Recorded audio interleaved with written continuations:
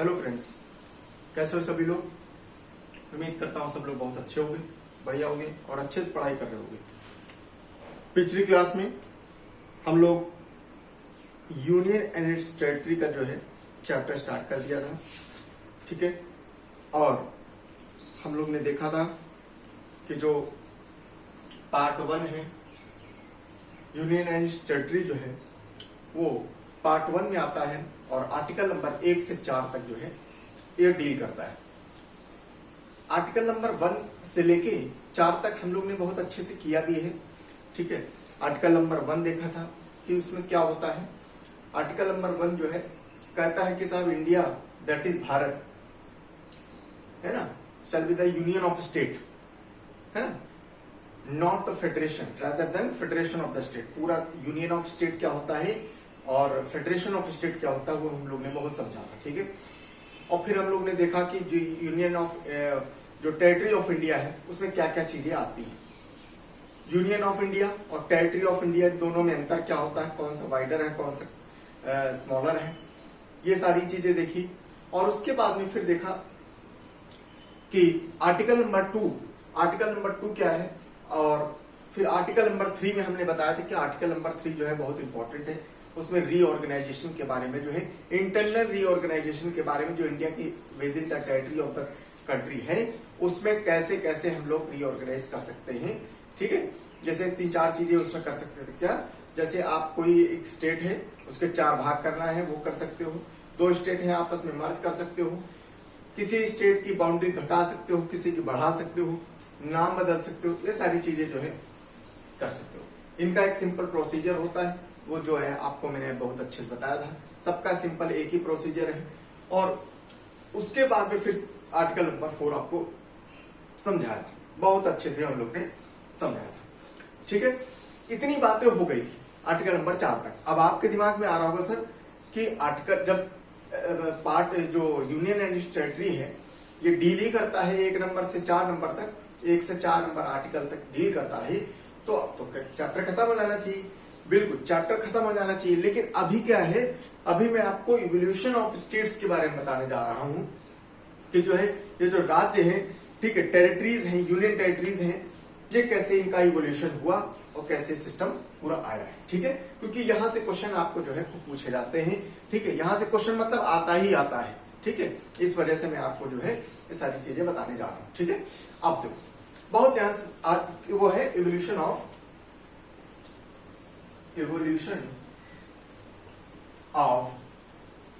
State and UTs, ठीक है, union territories. बहुत ध्यान से सुनिएगा, क्या हुआ कैसे हुआ बहुत अच्छे से समझना, ठीक है। देखो हुआ क्या कि जब हम लोग की आजादी हो गई, ठीक है, आजादी जब हुई 1947 में ब्रिटिश इंडिया से, तो हुआ क्या कि बेसिकली दो कंट्रीज बनी, ठीक है, 2 इंडिपेंडेंट स्टेट बनी, ठीक है, 2 बनी, एक इंडिया बनी और यहां पर एक पाकिस्तान बन गया, ठीक है, पाकिस्तान पाक बन गया, ठीक है, ये है इंडिया, ठीक है, इंडिया और पाकिस्तान बन गया। अब हुआ क्या कि इंडिया, एक तो इंडिपेंडेंट स्टेट इंडिया बन गया, एक पाकिस्तान बन गया। लेकिन एक और, अच्छा इंडिया की अगर बात करें तो हुआ क्या कि कई सारे ऐसे इंडिया में प्रिंसली स्टेट थे, ठीक है, क्या थे प्रिंसली स्टेट, राजा रजवाड़े, जिसमें किंग और महाराजा ये सारी चीजें हुआ करती थी, ठीक है। तो at the time of the independence independent India comprised of the 2 category political unit, namely the British province under the direct rule of British government and the princely state, और एक कुछ princely state थे, ठीक है। अब देखो हुआ क्या, एक मिनट,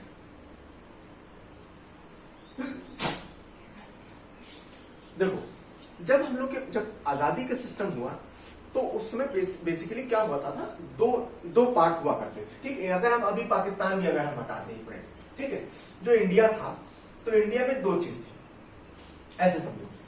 देखो क्या था, एक तो ब्रिटिश इंडिया था, है ना, ये ब्रिटिश इंडिया था, ब्रिटिश इंडिया, ठीक है, ब्रिटिश इंडिया,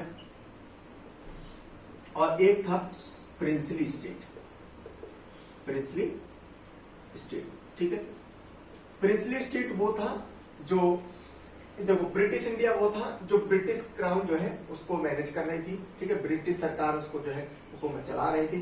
प्रिंसली स्टेट वो थे जो राजा रजवाड़ा जो है, जो राजा महाराजा लोग जो है वो अपना अपना अपना पर्टिकुलर एरिया जो है चला रहे थे, लेकिन ऊपर से शासन किसका था? ब्रिटिश का, ब्रिटिश क्राउन का शासन हुआ करता। ये दो बात थी। तो जब आजादी का सिस्टम हुआ 1947 में, तो इन्होंने जो हम लोग का इंडिपेंडेंस एक्ट हुआ, इंडिपेंडेंस एक्ट में जो आया उसके अंदर बताया गया कि साहब हम इंडिया को जो है डिवाइड कर रहे हैं, इंडिपेंडेंट कर रहे हैं, तो अब इसको दो पार्ट में जो है आप कर सकते हो। कैसे कैसे करना है? पाकिस्तान में, पाकिस्तान, इंडिया, पाकिस्तान और इंडिया, ठीक है, और तीसरे बच्चे क्या? ये प्रिंसली स्टेट, ठीक है, प्रिंसली स्टेट, ठीक है। कौन कौन बचा? प्रिंसली स्टेट, ठीक। अब हुआ क्या? हुआ क्या? इसमें दो बातें बोली गई, वो वही बातें इंपॉर्टेंट है, ठीक है। क्या? सबसे पहला कि जो चाहे इंडिया में चाहे वो इंडिया में रह सकता है, ठीक है, जो चाहे इंडिया में चाहे तो इंडिया में रह सकता है, कोई दिक्कत वाली बात नहीं, बिल्कुल सही है, कोई दिक्कत नहीं। जो चाहे पाकिस्तान में रहना चाहे तो पाकिस्तान में रह सकता है, वो भी कोई बात दिक्कत नहीं, ठीक है।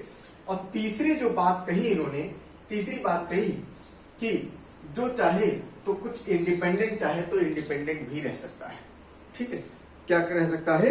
इंडिपेंडेंट रह सकता है। क्या बोला गया कि इसमें British province under the direct rule of British government and the princely state under the rule of the native prince but the subject to the parliamentary. The Indian Independence Act 1947 created two independent separate dominion, India and Pakistan, and gave three options, ठीक है, the princely state to the princely state, joining the India, joining the Pakistan and the remaining independent। समझ में?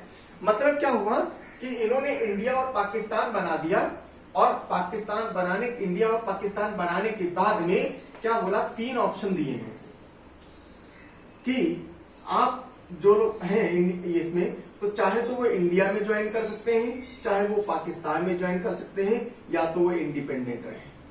क्या रहे? Independent, ठीक। आप चाहे India में ज्वाइन कर सकते हो, ये भी बात बिल्कुल सही, पाकिस्तान में ज्वाइन कर सकते हो, ये भी बात सही, भाई कोई दिक्कत नहीं है, ठीक। लेकिन इंडिपेंडेंट वाला जो ऑप्शन दे दिया ना, ये हो गया गड़बड़। ये गड़बड़ ऐसे हो गया कि जो राजा रजवाड़े थे, आप याद करो, राजा रजवाड़े जो थे वो कभी भी नहीं चाह रहे थे कि हमारे राज्य से राजा रजवाड़े वाला सिस्टम हटे। क्यों? क्योंकि वो नहीं चाह रहे थे कि हम किसी के अंदर जो है किसी अंडर काम करें। अगर जो है डेमोक्रेटिक बन गया, लोकतंत्र हो गया, तो क्या होगा? राजा जो चुनी हुई सरकार होगी, और चुनी हुई सरकार का जो मुखिया होगा, और हमको उसके अंदर काम करना पड़ेगा। तो वो जो है उनके जो है वो लोग कभी भी ये तैयार नहीं थे। आपको याद होगा जब कॉन्स्टिट्यूएंट असेंबली के जब इलेक्शन हुए, तो कॉन्स्टिट्यूएंट असेंबली में जो है कोई भी जो है 93 सीटें इसमें अलॉट करी गई थी प्रिंसली स्टेट को, ठीक है, लेकिन ये लोग उसमें आने के लिए तैयार नहीं थे। समझ में? तो ये सारी चीजें जो है पूरा सिस्टम था। तो अब हुआ क्या कि अब देखो दिक्कत क्या हुई, जो इंडिपेंडेंट स्टेट वाला जो सिस्टम था, ठीक है, इंडिपेंडेंट स्टेट था, अब ये वाला तरीका मान के जो है एक फूट की राजनीति फिर से स्टार्ट हो गई। क्या? ये लोग कहने लगे कि साहब हम नहीं जाएंगे, हम लोग इंडिपेंडेंट रहेंगे, ठीक। अब आता है रोल किसका? सरदार वल्लभ भाई पटेल का। सरदार वल्लभ भाई पटेल आते हैं और वो जो है सबके पास जाते हैं, मिल मिला के आते हैं कि भाई क्या कर रहे हो, इतने साल हो गए अंग्रेजों से लड़ते लड़ते हैं, और उसके बाद में अब तुम ये कह रहे हो क्या कि अब हम जाएंगे नहीं, अब हम इंडिपेंडेंट रहेंगे। बताओ कैसे इंडिपेंडेंट होगी, ठीक है। उनको जो है भाईचारे से उनको अच्छे से मनाया, ठीक है। भाईचारे से मनाने के बाद में उस समय करीब 552 जो है प्रिंसली स्टेट हुआ करते थे, छोटे छोटे थे, 552 प्रिंसली स्टेट होते थे, जिसमें कि इन्होंने 549 प्रिंसली स्टेट को ये है मनवा लिया। बचे कितने? 3। ये निहायती बदतमीज से 3 तभी जाके मिले नहीं। और ये जो 3 नहीं मिले ना, अब देखो इनकी कहानी मेन है, इन्हीं की मेन कहानी है। ये तो मिल गए, इनसे बात करी, बात करने के बाद में ये लोग मिल गए, ठीक है। ये लोग ने कहा, ये लोग मिल क्यों गए? देखो इसमें भी क्या है, ये लोग क्या है, इनके पास कोई ऑप्शन नहीं बचा, और समझदार भी थे। समझदारी ये समझ उनको आ गया कि भाई अगर हम जो है इसमें अगर इंडिपेंडेंट रहेंगे और भाई पूरी इंडिया सरकार बनेगी और सरकार बनेगी, हम और इनका एक लीडर होगा। अगर हम जो है नहीं मिलते हैं तो हम अपनी अपनी डिमांड कहाँ रखेंगे भाई। अब कोई भी अगर काम होना है तो वो सरकार के तहत होना है, ठीक। सरकार ही तय करेगी जो है कहाँ पर डेवलपमेंट होना, कैसे क्या होना, कैसे क्या ना होना, ठीक। अगर हमारी कोई समस्या होगी तो हम कहाँ जाएंगे। तो अब इनको समझ में आया कि साहब हम अब जो है इसमें मिल जाना ही उचित है। तो इंडिया में ये लोग 549 लोग जो है ये इतने प्रिंसली स्टेट जो है मिले। बचे 3, कौन 3 बचे? निहायती बदतमीज लोग। कौन कौन है? एक है हैदराबाद, ये बीच में, ठीक है। हैदराबाद बहुत ध्यान से सुनिएगा, ठीक है। मैं पूरी स्टोरी बताने जा रहा हूं, यहीं पर समझना, ठीक है। और ये जो है तुम्हारा है जूनागढ़, ठीक है। ये क्या है? जूनागढ़, ठीक, जूनागढ़।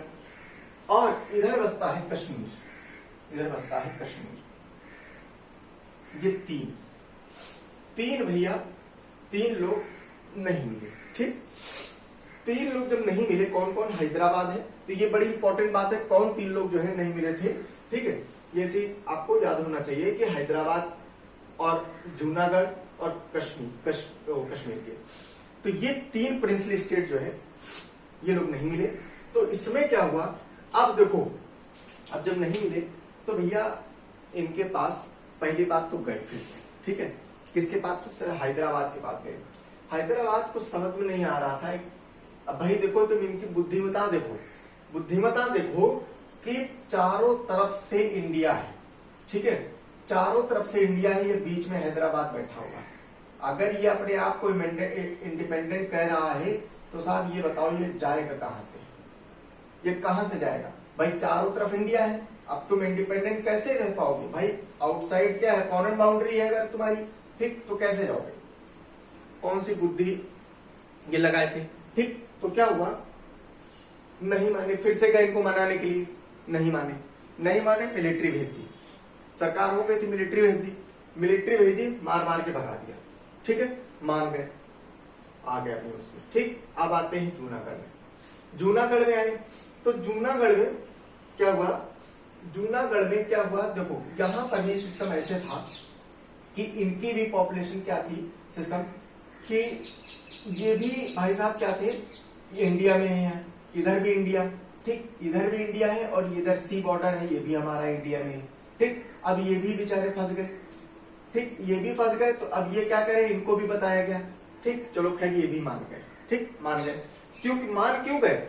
क्योंकि क्या हुआ, ये पहले सोच रहे थे कि हम उधर जाने को, इनको पाकिस्तान ने जो है ऑफर दिया, ठीक। पाकिस्तान ने ऑफर दिया कि साहब आ जाओ हमारे पास, हम तुमको राजा महाराजा की तरह बना के रखेंगे, ठीक है। लेकिन हुआ क्या कि ये समझ गए थे क्या कि वहां जाएंगे तो वहां तो क्योंकि 2 नेशन पॉलिसी के सिस्टम है, ठीक है, जिसकी वजह से जो है हमारा तो है वहां दाल नहीं गलेगी, जिसकी वजह से ये मिल गए जूनागढ़ वाले।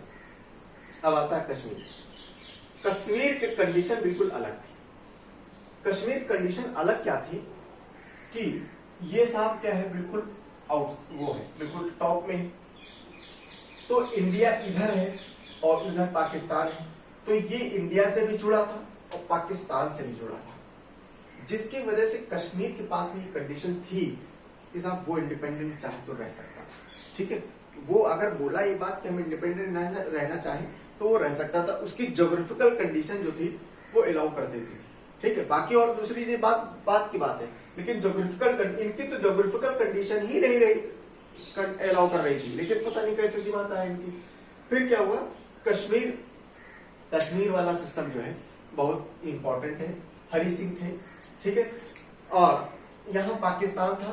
अब पाकिस्तान ने भैया इनको जो है बोला, अच्छा हरि सिंह क्या थे? अब देखो यहाँ बहुत ध्यान से सुनना, यहाँ पर क्या हुआ, यहाँ ऐसे नहीं ये जूनागढ़ माना था, यहाँ पर क्या हुआ, रेफरेंडम हुआ, यहाँ रेफरेंडम कराया गया। रेफरेंडम माने वो लोगों से जो है एक राय ली गई कि बताओ तुम कहाँ रहना चाहते हो, इंडिया में रहना चाहते हो कि पाकिस्तान में। तो यहाँ रेफरेंडम में जो है सारे के सारे लोग जो है इंडिया की तरफ कर दिए, ठीक है।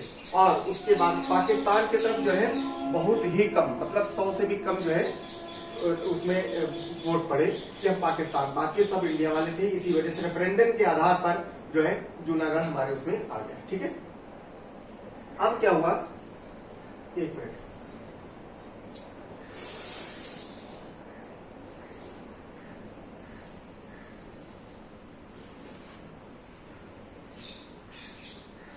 हाँ, तो रेफरेंडम के आधार पर जूनागढ़ हमारे पास आ गया। ठीक है, अब देखो अब हुआ क्या कि अब कश्मीर में, अब देखो पाकिस्तान ने कहा कि साहब तुम यहां पर आ जाओ, हमारे पास आ जाओ। अच्छा, कश्मीर में क्या था, कश्मीर में पंगा ये था कि यहाँ की करीब 70% जो पॉपुलेशन थी वो मुस्लिम थी और राजा जो था हरि सिंह वो हिंदू था। ठीक, और पाकिस्तान हमेशा 2 नेशन पॉलिसी पर ये चलता था। वो कहता था कि हमारे 2 नेशन पॉलिसी मतलब क्या है कि जहां पर जो है जो पॉपुलेशन जिसकी ज्यादा है वो उसमें चला जाएगा। ठीक है, तो हुआ क्या, चूंकि 70% मुस्लिम थे तो भैया इसने जो है इसने कहा, पाकिस्तान ने कश्मीर से इससे कहा हरि सिंह से, भाई तुम आ जाओ, तुमको राजा बना के रखेंगे। लेकिन भैया यहाँ 2 नेशन पॉलिसी थी, कहां पर, पाकिस्तान में। हरि सिंह पहले देखें कि भाई चले जाए, उसके बाद देखा कि वहां 2 नेशन पॉलिसी है जिसके तहत जो है मुस्लिम, चूंकि मुस्लिम वो इलाका है, और जिसमें क्या हुआ कि उसमें मुस्लिम के लिए स्पेशल राइट्स थे और हिंदू को तो हमको तो भगा देंगे, हम अगर वहां चले गए हमको तुरंत भगा देंगे, मेरे तो कोई वैल्यू नहीं रहेगी। जिसकी वजह से क्या हुआ, ये नहीं गए। फिर क्या हुआ, इनके जो है फिर वो सारी प्रोसीजर हुआ, इनको जो है वो विलय पत्र में साइन करवाया गया और ये आखिर में ये विलय पत्र के द्वारा ये कश्मीर भारत में आ गया। ठीक है, कश्मीर भारत में आ गया, ये सारी सिस्टम जो है हुआ करता था। ठीक, आगे अब हम लोग देखते हैं क्या सिस्टम हुआ। ठीक है, अब बहुत ध्यान से सुनना। Hyderabad by the means of police action, ठीक है, पुलिस एक्शन के द्वारा आ गया। Junagadh by the means of referendum and Kashmir by instrument of accession, माने विलय पत्र साइन करने में आ गया। ठीक है, जब जैसे ही ये तीनों राज्य जब तीनों जो है वो आ गए प्रिंसली स्टेट हमारे इंडिया में, यहां से हमारा जो है जो इंटीग्रेशन का जो सिस्टम था वो कंप्लीट होता है। ठीक है, इंडिपेंडेंट हो गए हम लोग। इंडिपेंडेंट होने के बाद में पाकिस्तान बना, इंडिया बना, उसके बाद में सारे प्रिंसली स्टेट हमारे उसमें आ गए। फिर ये बदतमीजी कर रहे थे तो इनको भी ले लिया गया। अब जब ये भी आ गए तो हमारा जो इंटीग्रेशन कंप्लीट हो गया।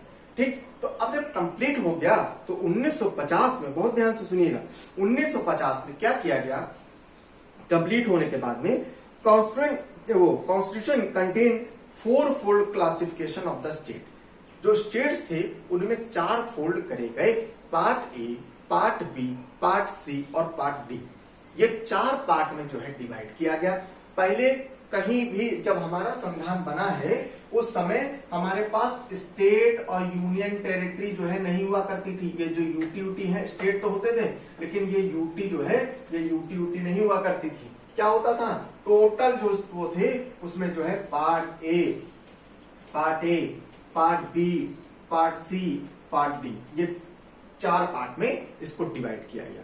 कैसे डिवाइड किया गया, बहुत ध्यान से सुनिएगा। ठीक है, पार्ट ए जो था उसमें 9 स्टेट रखे गए, पार्ट बी में उसमें भी 9 स्टेट रखे गए, पार्ट सी में 10 रखे गए और पार्ट डी में 1 रखा गया।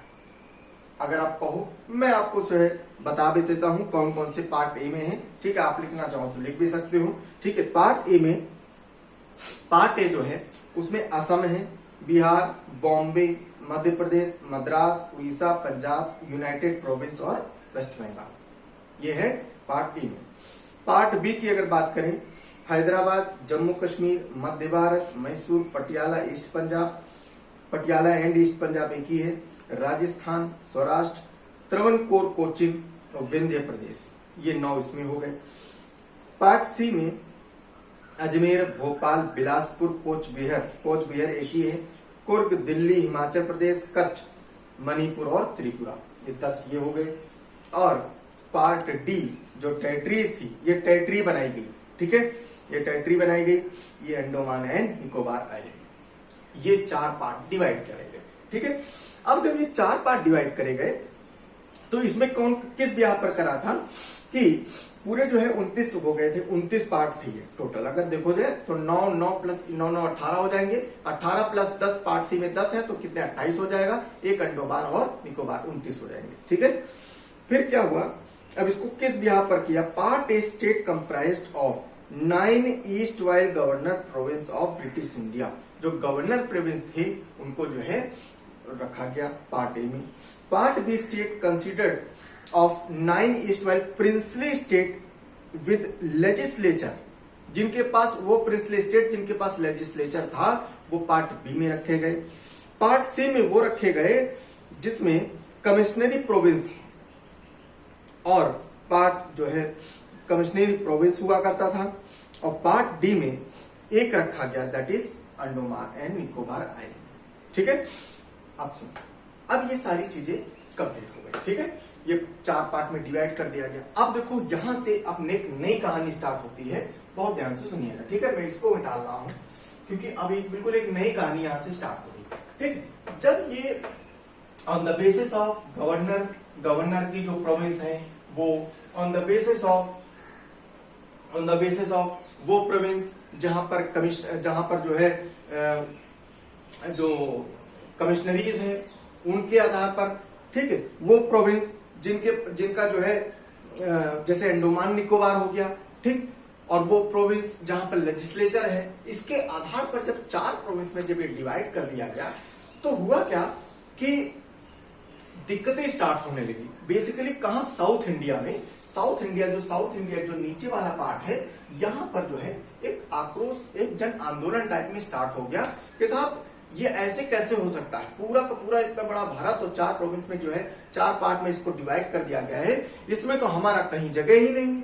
और हम जो भाषा वाले लोग हैं, भाषा वाले याद रखना, भाषा वाले लोग, भाषा मतलब जो हमारी पर्टिकुलर लैंग्वेज है, हमारा तो कोई ध्यान ही नहीं दिया गया। अगर करेंगे तो भाई हमारा तो अंडर डेवलप होगा, हम तो कभी डेवलप हो ही नहीं पाएंगे। तो ये आधार बना के बहुत ज्यादा जन आक्रोश होने लगा। इनका ये कहना था कि साहब हमारे भाषा के आधार पर जो है राज्य बनाए जाएं, ना कि जो part A, part B, part C, part D है, इनके आधार पर नहीं बनाने चाहिए, बल्कि इसको हटा के हमारी भाषा के आधार पर राज्य बनाए ताकि हम लोग का जो है बहुत अच्छे से डेवलपमेंट हो सके। ठीक है, अब ये बात जन आंदोलन जो है शुरू हो गया। जब जन आंदोलन जब शुरू होता है कभी भी, तो सरकार क्या करती है, सरकार उसको सही करने के लिए, उसको मानने के लिए क्या करती है, पहले उससे बात करती है, और बात करने के बाद में क्या करती है, अगर जो भी डिमांड होती है उसको कोशिश करती है कि उसको पूरा करने के लिए। ठीक है, तो सरकार ने भी यही कदम उठाया। सरकार ने क्या किया, एक कमेटी बनाई, और एक कमेटी बनाई कि आप ये जांच करो कि ये लोग जो बोल रहे हैं कि भाषा के आधार पर राज्य को बनाया जाए, क्या ऐसा पॉसिबिलिटी है, क्या बनाया जा सकता है भाषा के आधार पर। ठीक, तो इन्होंने जो सरकार ने एक कमेटी बनाई जिसका नाम था धर कमीशन, एक आयोग बनाया। ठीक है, कमेटी का आयोग, ठीक है, क्या बनाया, धर कमीशन बनाया। ठीक है, धर कमीशन बनाया। ठीक, धर कमीशन एस के धर जिसके चेयरमैन है धर, एस के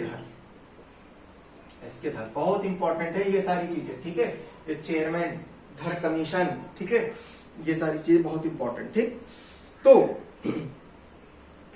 तो अब क्या हुआ, तो ये लैंग्वेज के आधार पर स्टेट को बनाने के लिए एक कमेटी बनाई गई, धर कमीशन। कब बनाया गया, जून बहुत ध्यान से सुनना, जून 1948 में ये कमेटी बनाई गई कि साहब बताओ, जांच करो कि क्या भाषा के आधार पर कोई ऐसे राज्य बनाए जा सकते हैं।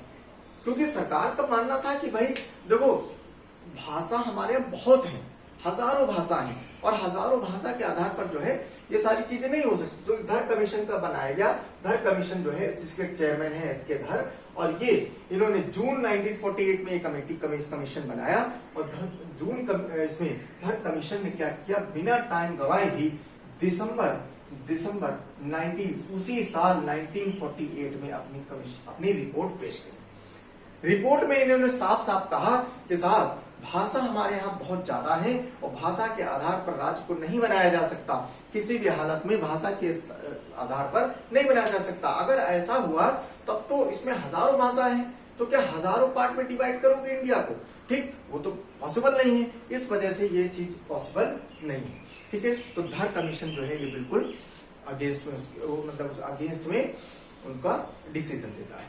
अच्छा, अब देखो क्या है, अब जैसे ही ये डिसीजन आया, ठीक है, जैसे ये डिसीजन आया तो अब बहुत लोग हाथ लगा बैठे थे कि देखो क्या आता है, डिसीजन क्या आता है। वो लोग सोच रहे थे कि हाँ भाई कमीशन बनाए गए हैं तो वो लोग जो है उनके फेवर में सिस्टम हो जाएगा।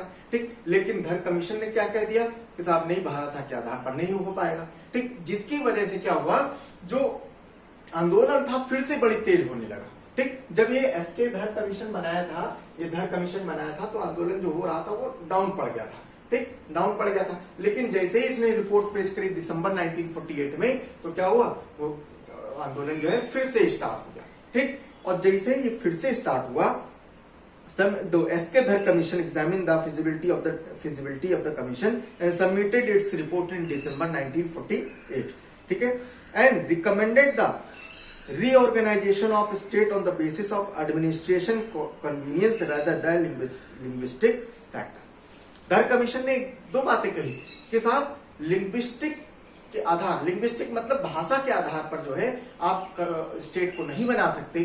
आप बना सकते हो किस आधार पर, आप एडमिनिस्ट्रेशन के आधार पर बना सकते हो।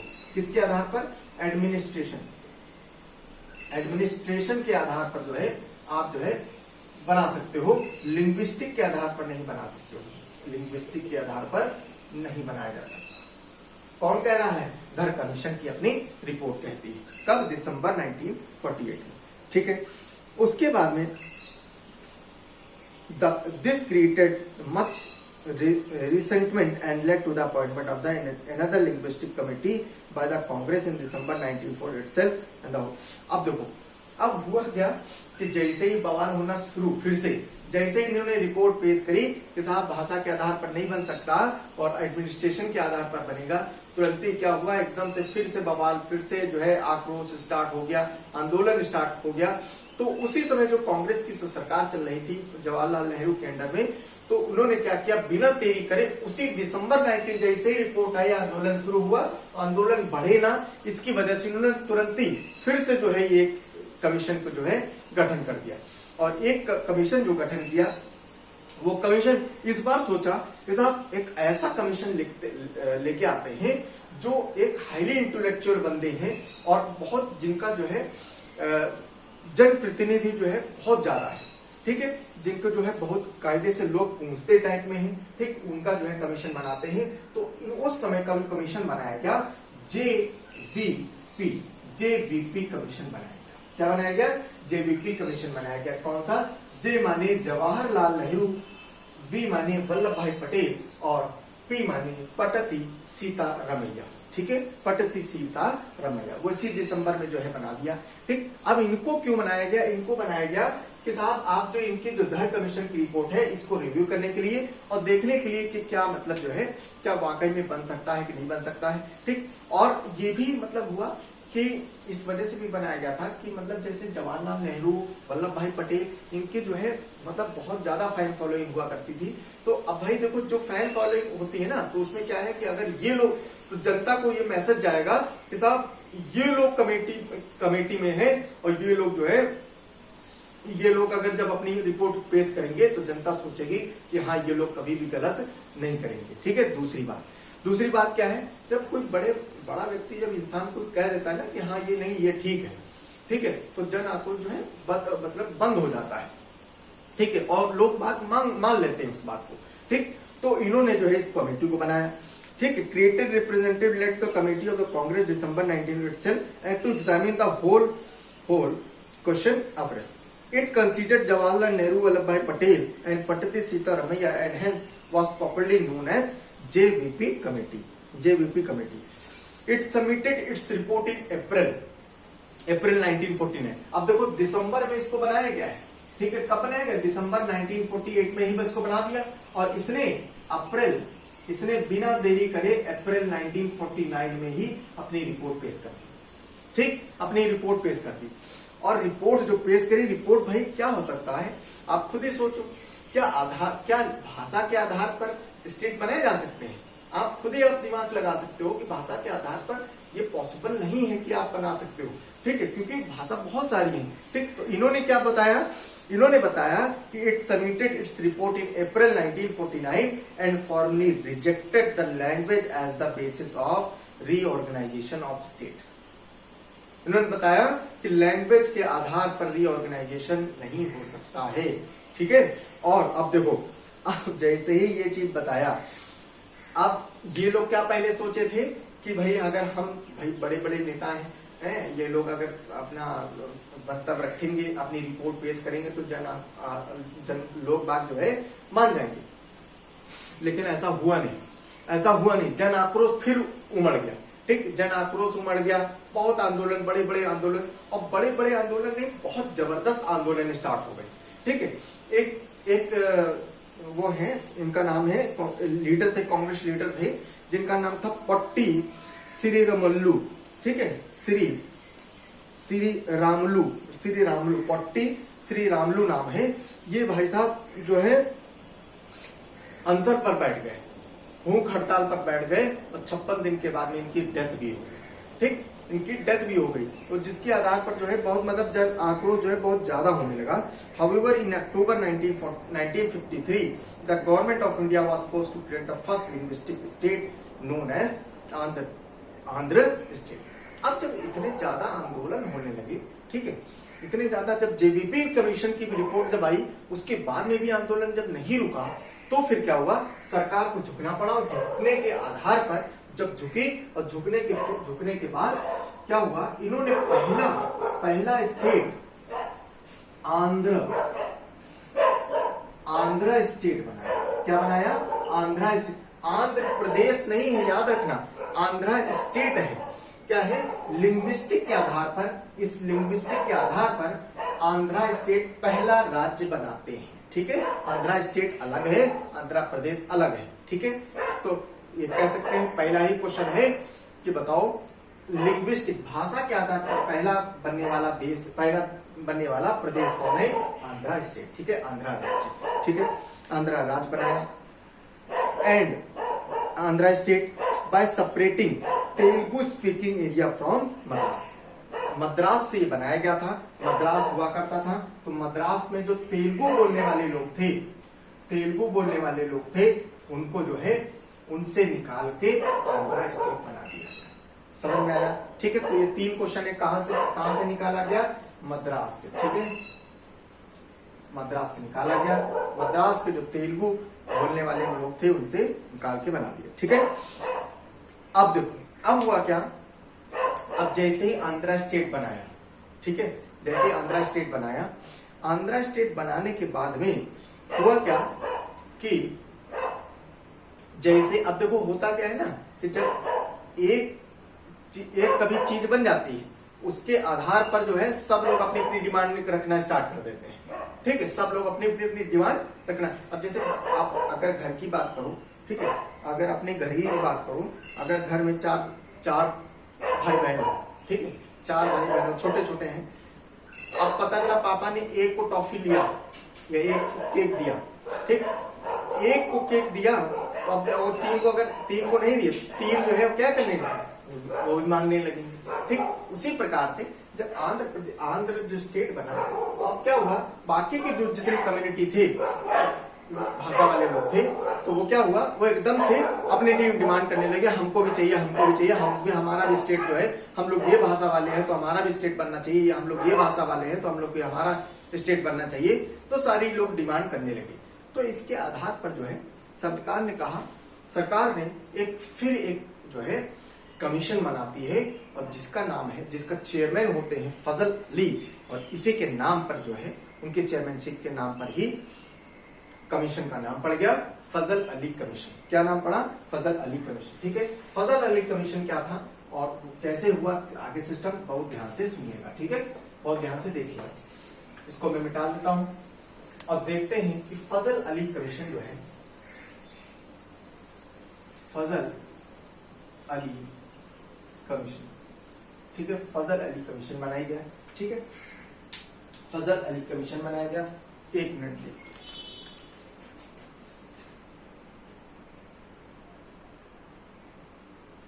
ठीक है, फजल अली कमीशन बनाया गया। बहुत ध्यान से सुनिएगा। देखो अब फजल अली कमीशन में क्या हुआ, 1 मिनट, फजल अली जो है, फजल अली कमीशन बनाया गया और the creation of Andhra state intensified the demand of the other region creation of the state on the linguistic basis. ठीक, जैसे ही मैंने बताया कि जैसे आंध्र स्टेट बना तो सब जगह डिमांड उठने लगी कि साहब हमको भी चाहिए, हमारा भी स्टेट होना चाहिए लिंग्विस्टिक के आधार पर। तो फजल अली कमीशन ने बनाया गया और फजल अली कमीशन जो बनाया गया वो बेसिकली उसमें 3 लोग की मेंबरशिप थी, ठीक है, एक फजल अली थे और 2 और लोग थे, ठीक है, 2 और लोग थे। इसमें 3 मेंबर जो थे उसमें ये दिसंबर 1953 में बनाया गया। कब बनाया गया है, ठीक है, तो ये दिसंबर 1953 में कमीशन बनाया गया। ये कमीशन जो है ये बहुत इंपॉर्टेंट है, ठीक है, ये कमीशन समझ लो इतना इंपॉर्टेंट है कि आपको कभी भी रीऑर्गेनाइजेशन ऑफ स्टेट के बारे में अगर क्वेश्चन आता है तो आपको ये ऑप्शन जो है ज्यादातर आपको जो है ये मिल जाता है, ठीक है।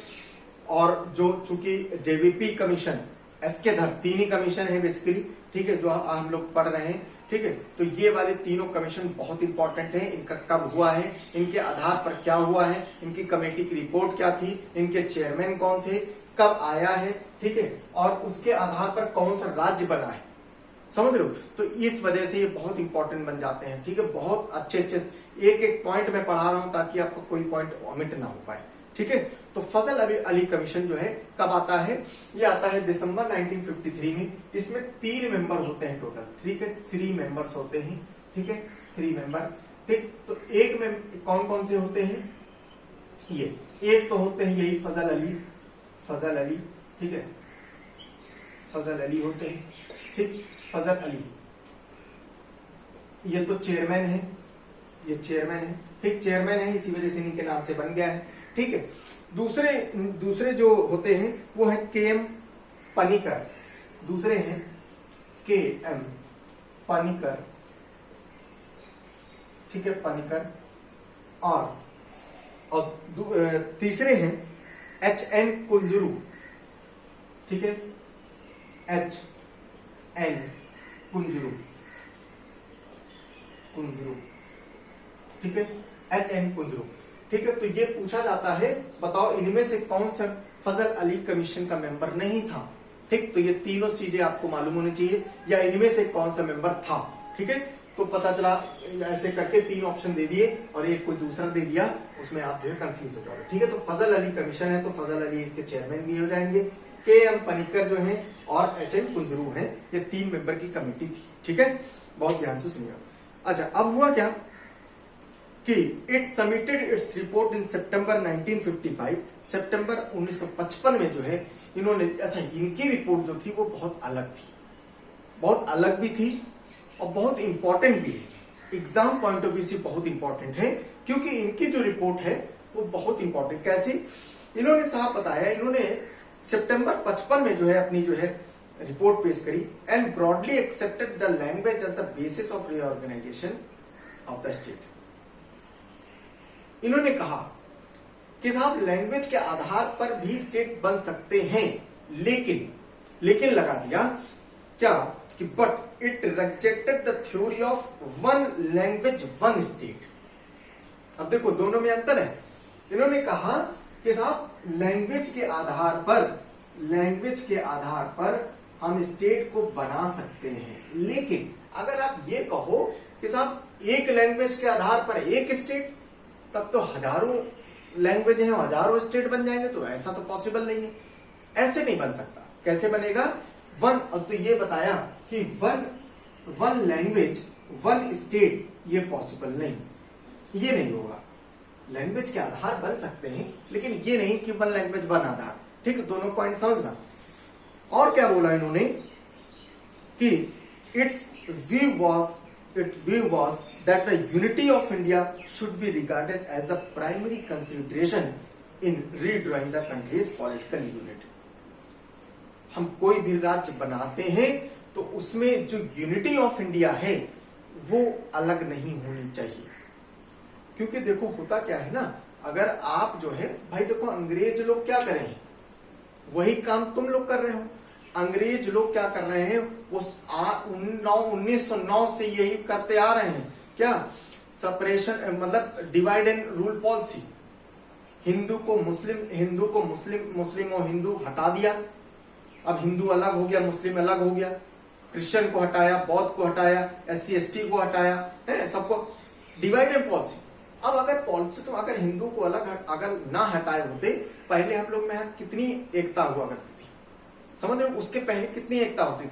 अभी उन्होंने बीच बो दिया क्या, हिंदू अलग हैं और मुस्लिम अलग हैं, तो जिसकी वजह से क्या हुआ, ये भावना प्रकट हो जाती। अब क्या हुआ, अगर भाषा के आधार पर कर दोगे तो दोनों में डिस्प्यूट हो सकता है कि साहब हम तो तेलुगु वाले, हमारी तो सुपीरियर